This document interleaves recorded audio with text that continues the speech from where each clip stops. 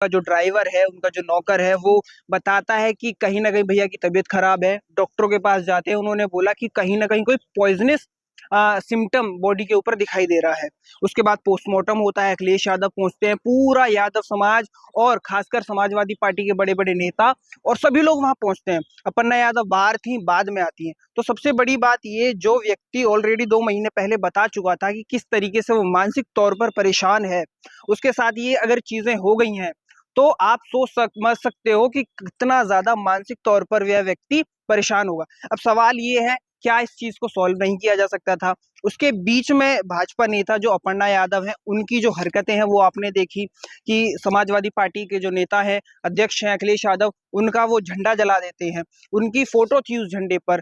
चाहे कोई कितना भी विरोधी भाई हो, आप समझ सकते हो महाभारत के अंदर भी भाई-भाई थे, लेकिन एक-दूसरे का दर्द सबको समझ आता था। और सबसे बड़ी जो फूट की कारण थी प्रतीक यादव और अखिलेश यादव के बीच में, वो अपर्णा यादव कहीं न कहीं बनी हुई थी। उन्हें भी अंदर से कहीं न कहीं लग रहा होगा कि जो मेरा परिवार है, जिसके नाम से मैं पहचाना जाता हूँ, जिसके नाम से आज मेरी जो भी वैल्यू है, उस पर सबसे बड़ा जो घात है, वो उन्हें दिखाई दे रहा था। प्रतीक की अब मौत का असली सच पता चल पाएगा, लग रहा है आपको? मुश्किल है प्रतीक की मौत का जो भी है, क्योंकि एक राजनैतिक तौर पर इतना बड़ा खासकर यूपी चुनाव से पहले इतना बड़ा ये जो हादसा हुआ है, ये जो मौत हुई है, इसमें सबसे बड़ा साजिशकर्ता कौन है, ये भी नहीं पता चलेगा। क्योंकि इसको किस तरीके से, किस एंगल से आप जोड़ोगे? क्या ये पारिवारिक रूप से कुछ था या कोई पहले से फाइनेंशियल क्राइसिस था?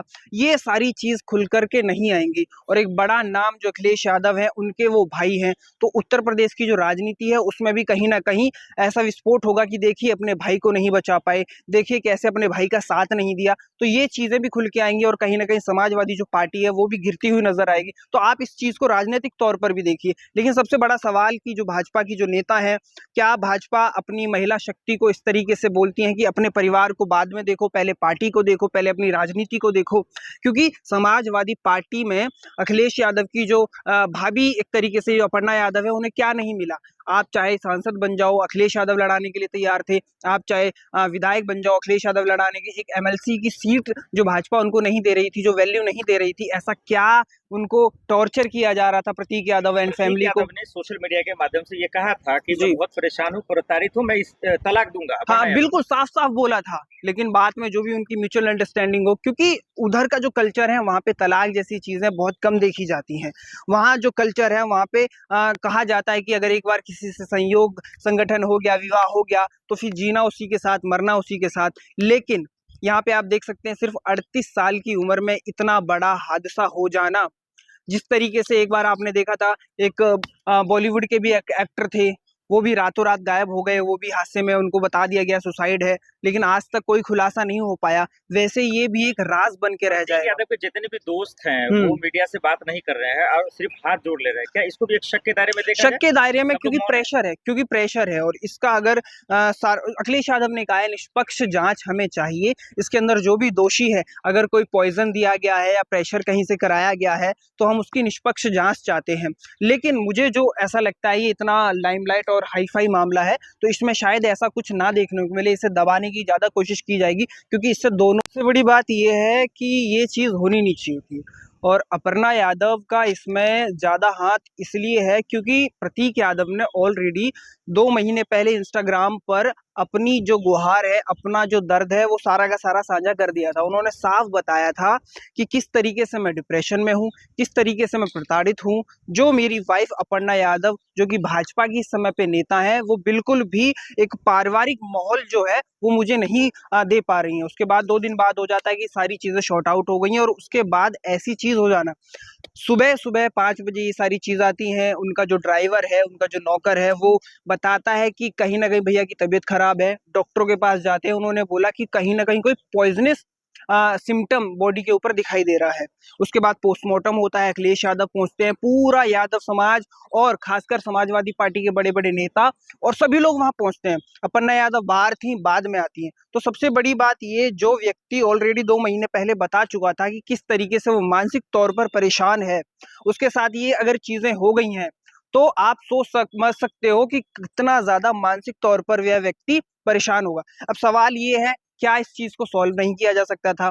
उसके बीच में भाजपा नेता जो अपर्णा यादव है, उनकी जो हरकतें हैं वो आपने देखी कि समाजवादी पार्टी के जो नेता है, अध्यक्ष हैं अखिलेश यादव, उनका वो झंडा जला देते हैं, उनकी फोटो थी उस झंडे पर।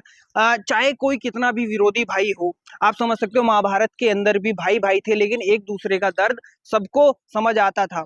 और सबसे बड़ी जो फूट की कारण थी प्रतीक यादव और अखिलेश यादव के बीच में, वो अपर्णा यादव कहीं ना कहीं बनी हुई थी। उन्हें भी अंदर से कहीं ना कहीं लग रहा होगा कि जो मेरा परिवार है, जिसके नाम से मैं पहचाना जाता हूँ, जिसके नाम से आज मेरी जो भी वैल्यू है, उस पर सबसे बड़ा जो घात है वो उन्हें दिखाई दे रहा था। प्रतीक की मौत का असली सच पता चल पाएगा, लग रहा है आपको? मुश्किल है प्रतीक की मौत का जो भी है, क्योंकि एक राजनीतिक तौर पर इतना बड़ा खासकर यूपी चुनाव से पहले इतना बड़ा ये जो हादसा हुआ है, ये जो मौत हुई है, इसमें सबसे बड़ा साजिशकर्ता कौन है ये भी नहीं पता चलेगा, क्योंकि इसको किस तरीके से, किस एंगल से आप जोड़ोगे। क्या ये पारिवारिक रूप से कुछ था या कोई पहले से फाइनेंशियल क्राइसिस था?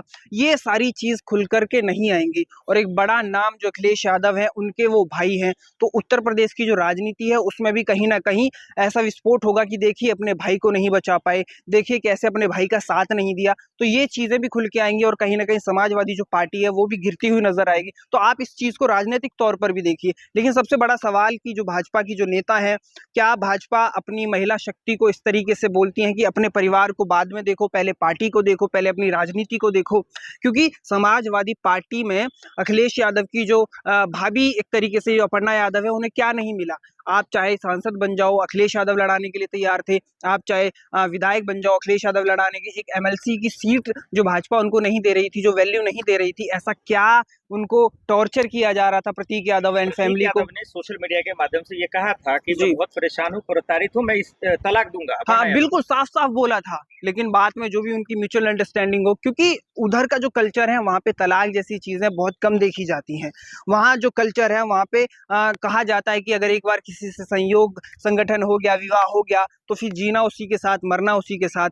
लेकिन यहाँ पे आप देख सकते हैं सिर्फ 38 साल की उम्र में इतना बड़ा हादसा हो जाना। जिस तरीके से एक बार आपने देखा था, एक बॉलीवुड के भी एक एक्टर थे, वो भी रातों रात गायब हो गए, वो भी हादसे में उनको बता दिया गया सुसाइड है, लेकिन आज तक कोई खुलासा नहीं हो पाया। वैसे ये भी एक राज बन के रह जाएगा। यादव के जितने भी दोस्त हैं वो मीडिया से बात नहीं कर रहे हैं और सिर्फ हाथ जोड़ ले रहे हैं, क्या इसको भी एक शक के दायरे में देखा शक के दायरे में? क्योंकि है? प्रेशर है। और इसका अगर अखिलेश यादव ने कहा है निष्पक्ष जांच हमें चाहिए, इसके अंदर जो भी दोषी है, अगर कोई पॉइजन दिया गया है या प्रेशर कहीं से कराया गया है, तो हम उसकी निष्पक्ष जांच चाहते हैं। लेकिन मुझे जो ऐसा लगता है, ये इतना लाइमलाइट और हाई फाई मामला है, तो इसमें शायद ऐसा कुछ ना देखने को मिले, इसे दबाने की ज्यादा कोशिश की जाएगी, क्योंकि इससे दोनों